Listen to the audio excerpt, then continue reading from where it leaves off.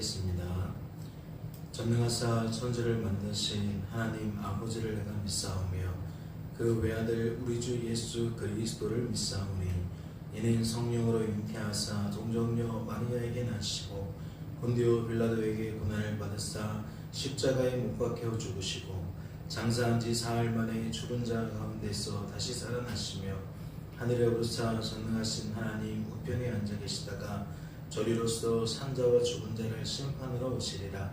성령을 믿사오며 거룩한 공회와 성도가 서로 교통하는 것과 죄를 사하여 주시는 것과 몸이 다시 사는 것과 영원히 사는 것을 믿사옵나이다.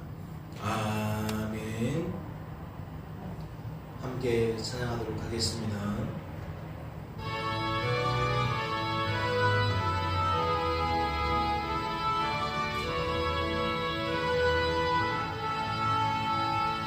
잠만 가운 성도여 다 이리 와서 베들레헴 성안에 가봅시다. 저 구유에는 이신 아기를 보고 엎드려 절하세 엎드려 절하세 엎드려 절하세 구주 나셨네. 저 천사 여자 송에 높이 불러서 이 광활한 천지에 올리어라. 주 하나님 앞에 늘 영광을 돌려 엎드려 절하세 엎드려 절하세 엎드려 절하세 구주 나셨네. 이 세상에 주께서 만생할 때에 참신과 참 사람이 되시려고 저 동정녀에서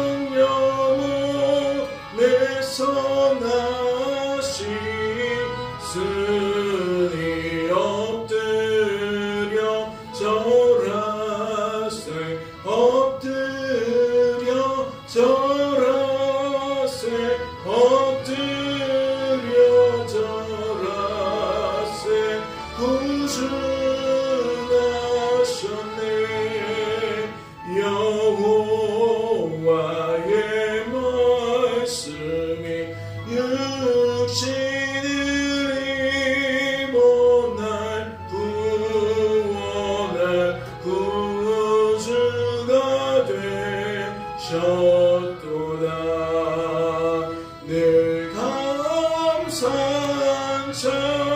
찬송을 주 앞에 드려 엎드려 절하세 엎드려 절하세 엎드려 절하세 구주 나셨네. 아멘. 하나님 아버지, 오늘도 우리들을 깊은 잠에서 깨워주시고 이와 같이 하나님께 기도할 수 있도록 은혜를 베풀어 주시니 감사합니다. 하나님, 주님께서 우리를 구원하시기 위해 이 땅에 오신 그 사건을 기념하는 그 주간이 되었습니다. 성탄의 의미를 되새기게 하여 주시옵시고 주의 나심이 우리 우리에게 얼마나 큰 기쁨의 좋은 소식인지 밝게 깨닫게 하시며 이 땅을 살아감에 있어 더욱 그 주님과 더불어 살아갈 수 있는, 그 주님과 함께 살아갈 수 있는 복된 한 날 한 날 되어질 수 있도록 주님 축복하여 주시옵소서. 주께서 우리를 붙들어 주실 줄로 믿고 감사드리며 이 모든 말씀 우리를 죄에서 구원하신 예수님의 이름으로 기도하옵나이다. 아멘. 오늘 살펴보실 하나님의 말씀은 신약성경 디도서 2장 말씀입니다. 신약성경 디도서 2장 말씀 함께 통독하도록 하겠습니다. 통독합니다. 오직 너는 바른 교훈에 합당한 것을 말하여 늙은 남자로는 절제하며 경건하며 신중하며 믿음과 사랑과 인내함에 온전하게 하고 늙은 여자로는 이와 같이 행실이 거룩하며 모함하지 말며 많은 술의 종이 되지 아니하며 선한 것을 가르치는 자들이 되고 그들로 젊은 여자들을 교훈하되 그 남편과 자녀를 사랑하며 신중하며 순전하며 집안일을 하며 선하며 자기 남편에게 복종하게 하라. 이는 하나님의 말씀이 비방을 받지 않게 하려 함이라. 너는 이와 같이 젊은 남자들을 신중하도록 권면하되 범사에 네 자신이 선한 일에 본을 보이며 교훈에 부패하지 아니함과 단정함과 책망할 것이 없는 바른 말을 하게 하라. 이는 대적하는 자로 하여금 부끄러워 우리를 악하다 할 것이 없게 하려 함이라. 종들은 자기 상전들에게 범사에 순종하여 기쁘게 하고 거슬러 말하지 말며 훔치지 말고 오히려 모든 참된 신실성을 나타내게 하라. 이는 범사에 우리 우주 하나님의 교훈을 빛나게 하려 함이라. 모든 사람에게 구원을 주시는 하나님의 은혜가 나타나 우리를 양육하시되 경건하지 않은 것과 이 세상 정욕을 다 버리고 신중함과 의로움과 경건함으로 이 세상에 살고 복스러운 소망과 우리의 크신 하나님 구주 예수 그리스도의 영광이 나타나심을 기다리게 하셨으니 그가 우리를 대신하여 자신을 주심은 모든 불법에서 우리를 속량하시고 우리를 깨끗하게 하사 선한 일을 열심히 하는 자기 백성이 되게 하려 하심이라. 아멘. 할렐루야. 말씀을 통해 무엇을 깨닫게 되십니까? 오늘은 2024년 12월 24일입니다. 바로 성탄 전야인 것이죠. 내일이면 우리가 예수님이 이 땅에 오신 그 날을 기념하는 성탄절입니다. 세상의 각박함인가요? 문화의 또 변질인가요? 성탄절이 다가왔지만 거리마다 캐롤은 들을 수가 없는 것 같아요. 언제부터인가 매점, 상점, 음식점 이와 같은 어떤 무언가를 팔고 돈을 버는 이런 장소에서는 캐롤이 울려 퍼지는 것 같은데 점점점 그런 문화들 사라져가는 것 같습니다. 그리고 성탄의 의미를 되새기기보다는 사람들이 파티를 하고 선물을 주고받는 연인을 위한 날로 또 이웃과 또 친구들과 의미 있는 시간을 보내는 날로 그렇게 뒤바뀌어지고 있는데 오늘날 구원받은 성도로서 우리는 과연 어떠한 모습으로 살아가야 하는지 다시 한번 점검해 볼 필요가 있지 않는가라는 생각을 하게 됩니다. 오늘 말씀을 좀 보실까요? 1절 말씀을 보니까 오직 너는 바른 교훈에 합당한 것을 말하라 라고 되어 있어요. 그러니까 강단에서 메신저 역할을 하는 주의 종들은 어떠한 말들을 내야 된다? 바른 말을 내야 된다. 바른 교훈을 내야 된다. 이는 무엇과 매우 닮아있죠? 디모데 후서와 매우 닮아있죠. 모든 성경은 그렇게 이렇다 저렇다 이야기를 하면서 무엇을 소개합니까? 교훈에 대한 이야기를 소개하죠. 어떠한 교훈이라고 말합니까? 예, 우리를 하나님의 사람으로 온전하게 만드는 교훈이라고 말해요. 그러면 그 뜻이 무엇이겠어요? 바른 교훈이라는 뜻이겠죠. 그런데 오늘 말씀을 보니까 오직 너는 바른 교훈에 합당한 것을 말하라 라고 되어 있어요. 그러니까 말씀을 왜곡하지 말고 말씀을 순전하게 전해라 라는 말과도 짝을 이룬다 할 수 있겠죠. 이어지는 말씀을 보세요. 또 공통점이 있어요. 어떤 공통점이 있죠? 골로새서에서 보면 아내와 남편들을 향해, 부모와 자녀들을 향해, 또 상정과 종들을 향해 그렇게 메시지가 나아가고 있는데, 오늘 말씀도 그 흐름과 좀 유사하게 어떠한 메시지가 나오고 있습니까? 늙은 남자에 대한 메시지, 늙은 여자에 대한 메시지, 젊은 여자에 대한 메시지, 젊은 남자에 대한 메시지, 그리고 종들에 대한 메시지, 이런 메시지들이 있어요. 그러니까 무엇을 전하고 싶은 거라고 말씀을 드렸죠? 이 말씀에 한 사람도 예외가 없다라는 뜻이라 그랬죠. 우리는 이 말씀을 보면서 이 말씀도 나에게 해당하겠구나, 이 말씀이 나와는 상관없겠구나, 이렇게 구분지을 것이 없고 이것은 다 우리에게 해당되는 말씀이구나, 이렇게 들으면 좋다라고 말씀을 드렸습니다. 그런 의미에서 한 절씩 볼까요? 늙은 남자로는 절제하며 경건하며 신중하며 믿음과 사랑과 인내함에 온전하게 하고, 늙은 여자로는 이와 같이 행실이 거룩하며 모함하지 말며 많은 술에 종이 되지 아니하며 선한 것을 가르치는 자들이 되고, 그들로 젊은 여자들을 교훈하되 그 남편과 자녀를 사랑하며 신중하며 순절하며 집안일을 하며 선하며 자기 남편에게 복종하게 하라.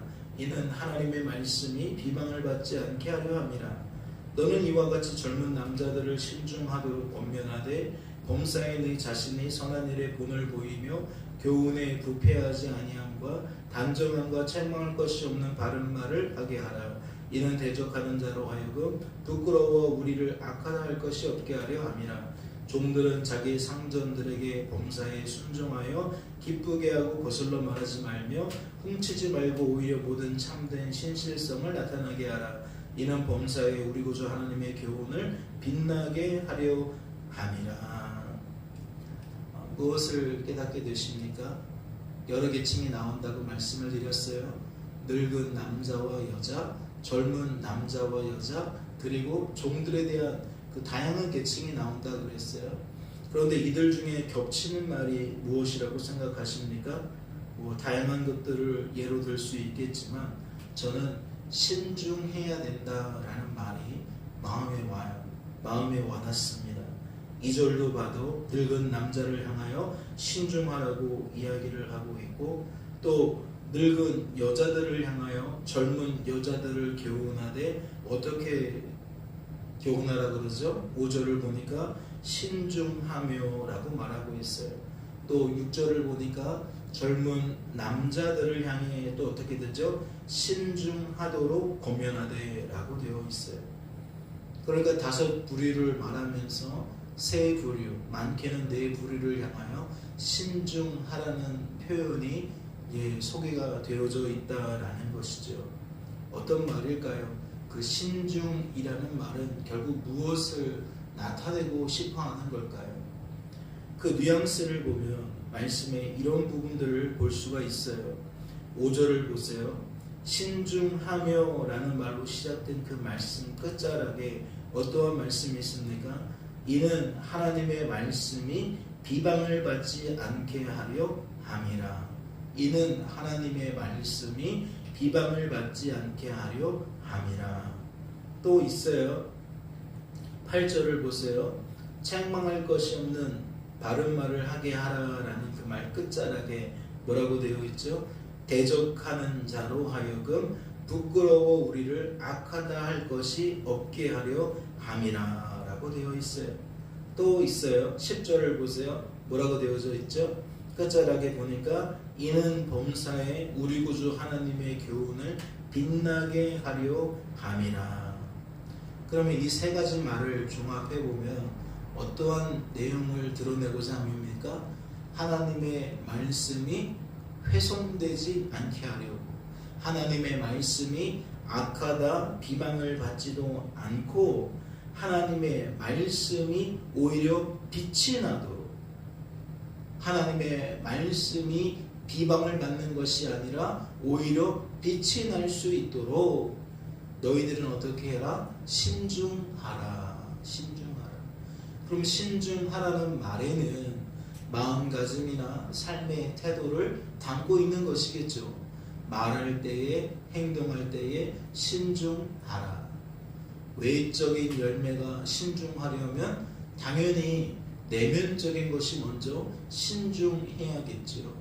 내 안에 죄의 열매가 채워지는지 의의 열매가 채워지는지 점검하면서 살아가야 된다라는 의미일 것입니다. 왜 그렇죠? 내 안에 죄의 열매가 맺혀지게 되면 말도 행동도 죄의 열매를 낳을 수밖에 없기 때문에 그래요. 그러니까 신중하라는 거죠. 내 안에 무엇이 채워지는지, 그래서 그 채워진 것이 내 입술과 내 삶의 태도로 어떻게 드러나는지, 그래서 그 삶의 결과를 보고 사람들이 하나님의 교훈을 업신여기지 않도록, 하나님의 교훈을 책망하지 않도록, 비방하지 않도록, 오히려 하나님의 교훈이 빛이 날 수 있도록 그리하라고 지금 권면을 하고 있는 겁니다. 그런데 그 내용을 하나하나 차근차근 살펴보면 늙은 남자를 향하여 무엇을 강조해요? 신중하다라는 말 앞에 절제와 경건이 나타나고 있어요. 이는 다른 거 아니겠죠. 우리 안에 죄의 열매를 채우지 않도록 무엇 하라는 거예요? 절제하라는 거예요. 그리고 경건하라는 거죠. 경건은 다른 것이 아니에요. 주님을 바라보라는 얘기고 주님의 것으로 채우라는 얘기예요. 그러니까 기도라는 것은 하나님께 무언가를 받아내는 작업으로 여기지 마시고 하나님의 것으로 내가 채워지는 것으로 여겨야 된다라는 얘기죠. 이어지는 말씀도 보면 믿음과 사랑과 인내함에 온전하게 하고, 요구하는 모든 사항들이 가히 불가하죠. 우리가 이 땅을 살아가면서 품기에는 너무나도 높은 수준의 경지예요. 높은 수준의 메시지입니다. 도달할 수 없는 기준을 제시하고 있어요. 그러면 우리는 이 말씀 앞에 감히 우리 자신이 이들 중에 무언가를 채웠다라고 자부할 수가 없겠죠. 이 말씀의 깊이가, 무게가 그렇게 여겨지는 자라면 이 말씀을 두고 무엇할 수밖에 없어요? 하나님을 더욱 바라볼 수밖에 없어요. 의지할 수밖에 없어요. 하나님이 아니면 이 끝자락 어디에도 우리가 걸쳐지지가 않습니다. 하나님 도와주십시오. 하나님을 절대적으로 바라보고 의지할 수밖에 없다고. 그리고 우리에게 작은 열매라도 나타나면 우리의 입술은 무엇하게 되어져요? 신중에 신중을 더해서 하나님을 자랑할 수밖에 없는 거죠. 어떠한 믿음이든 어떠한 사랑이든 어떠한 인내함이든 그것을 하나님과 무관한 나의 것으로 여기지 못할 거예요. 여기려고 하는 그 부조의함이 신중함으로 가려질 거라고요. 하나님께서 명철을 주실 거예요. 분별력을 주실 거예요. 총명을 주실 거예요. 아, 이건 하나님의 작품이구나. 그러면 우리가 어떠한 태도를 드러낸다? 입술로나 손과 발로나 감히 나를 하나님의 자리로 끌고 올라가지 못할 것이다. 오직 하나님께서 하신 일을 하나님께서 하신 일로 드러낼 수밖에 없을 것이다. 늙은 여자를 향한 메시지도 다를 게 아니겠죠. 이와 같이 행실이 거룩하며 모함하지 말며 많은 술의 종이 되지 아니하며 선한 것을 가르치는 자들이 되고 라고 되어 있어요. 이와 같이라는 말은 뭐예요? 늙은 남자를 향한 그 메시지가 늙은 여자에게는 해당되지 않는다 이 뜻이 아니잖아요. 오히려 늙은 남자에게 전달되어진 메시지가 누구에게도 필요한 메시지다. 늙은 여자에게도 필요한 메시지다. 그 말씀처럼 행실이 거룩해야 된다. 그러니까 신중하라는 말은 없어도 신중하라는 말이 늙은 여자를 향하여도 외쳐진 거죠. 그리고 특별히 무엇이 더해졌어요? 모함하지 말라. 말로 죄를 짓지 말라. 또 많은 술의 종이 되지 말라. 즉 삶의 태도를 드러낼 때에 믿지 않는 자들처럼 하지 말라. 많은 술의 종이 되지 말라는 얘기는 하나님께 충만하라는 얘기겠죠. 세상의 것에 충만하지 말고 하나님의 것으로 충만하라는 얘기일 겁니다. 세상의 것을 탐하지 말고 하나님의 것을 탐할 수 있는 사람이 되라는 거죠. 그래서 그 입술로 모함과 술 취함을 버리고 뭐 하라는 거예요? 선한 것을 오히려 가르치는 사람이더라 라고 이야기를 하고 있는 거죠. 그러면 이것은 남자와는 상관이 없는 거예요? 그럴 수가 없잖아요. 남성은 술을 안 마십니까? 이 당시에 오늘날 술 문화와 좀 다르게 음료의 개념이 좀 있는데, 그러니까 물을 마시는 개념이 조금 있는데, 이 말씀이 왜곡되면 안 되겠죠. 남성들은 술을 마셔도 되고 여자는 술을 마시면 안 된다. 아니면 남자는 술을 마셔도 절제를 잘하는데 여자는 무절제하다, 이런 얘기예요? 아니잖아요. 2절에 보면 분명히 늙은 남자를 향하여 이야기한 첫 번째가 무엇입니까? 절제하며 라는 거예요. 절제하며 라는 말이 늙은 여자를 향하여 많은 술의 종이 되지 말라는 말과 무엇이 다르겠어요? 절제가 되어지지 않으니까 많은 술의 종이 되는 거잖아요. 자신의 건강을 위하여서 마시거나 물을 대신하여 마시는 정도여야 하는데 술에 잠식되어서 술의 종이 되어지는 거, 그건 옳지 않다. 지금 그런 이야기를 하는 거예요. 지금의 기준이 아니라 그 당시의 기준으로, 그 시대의 그 나라의 문화적인 배경을 가지고. 우리는 음료로서 술이 필요 없죠. 우리는 깨끗한 물이 있잖아요. 우리의 갈증을 물로, 깨끗한 물로 얼마든지 우리는 해결할 수 있습니다. 그러니까 이 말씀을 두고 취하지 않을 정도로 마시는 술은 괜찮구나, 이렇게 받아들일 문제는 결코 아닐 겁니다. 오히려 이 메시지에서 무엇을 읽어내야 돼요? 우리가 절제라는 부분들에 한번 깊이 고민해 보면서 내가 어떠한 부분에서 절제가 되지 않는지, 또 내가 절제가 되어지는 부분은 우리가 어떻게 받아들여야 되는지. 무절제는 죄의 속성이라면 절제는 하나님의 속성이에요. 그렇기 때문에 우리가 우리의 삶에 절제라는 부분이 어떠한 방식으로 나타나야 되는지, 어떠한 방식으로 나타날 수밖에 없는지 좀 상고해 볼 필요가 있겠죠. 이어지는 말씀에 늙은 여자들이 젊은 여자들을 뭐하라 그래요? 교훈하라 그래요. 남편과 자녀를 사랑하며 신중하며 순전하며 집안일을 하며 선하며 자기 남편에게 복종하게 하라. 그러니까 또 한 번 확인하게 되는 거죠.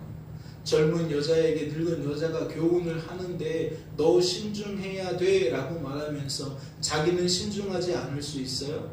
말이 안 되는 얘기잖아요. 가르치는 자가 신중하지 못한데 그 가르침을 받는 대상에게 너는 신중해야 돼 라고 말한다면 그거 받아들이겠어요? 당신부터 신중해야 하는 거 아닙니까? 라고 반문하지 않겠냐고요.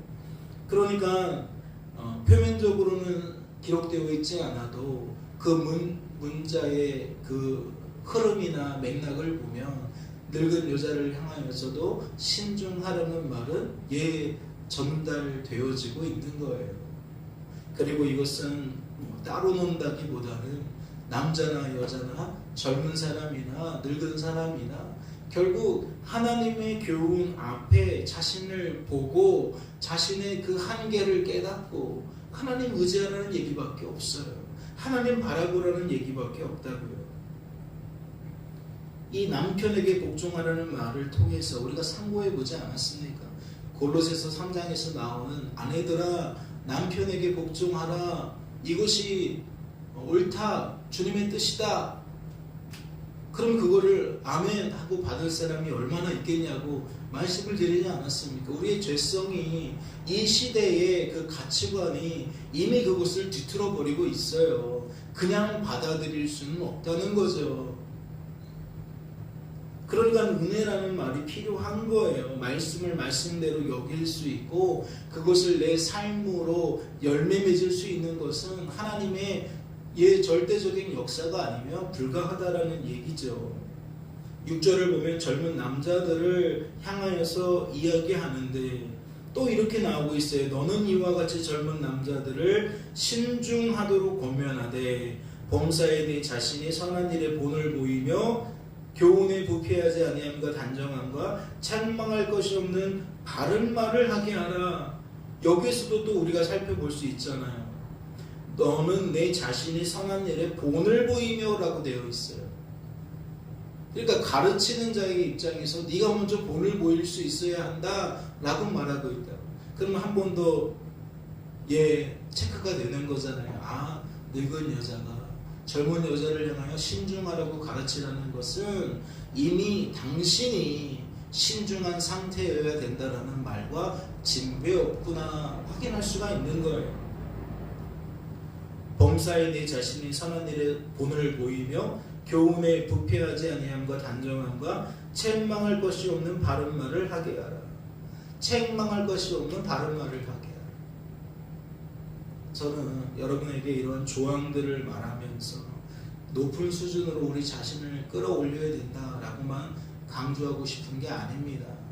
하나님이 우리에게 원하시는 그 삶의 질이 우리가 도달할 수 없는 매우 높은 수준이라는 것을 말씀드리고 싶은 거예요. 그래서 우리 중에 누구도 자부할 바가 없고, 즉 주변에 있는 사람들보다 조금 더 말씀에 가까운 삶인 것 같다라고 해서 자부할 것도 없고, 또 누군가를 높일 것도 없고, 또 누군가를 낮출 필요도 없는 거예요.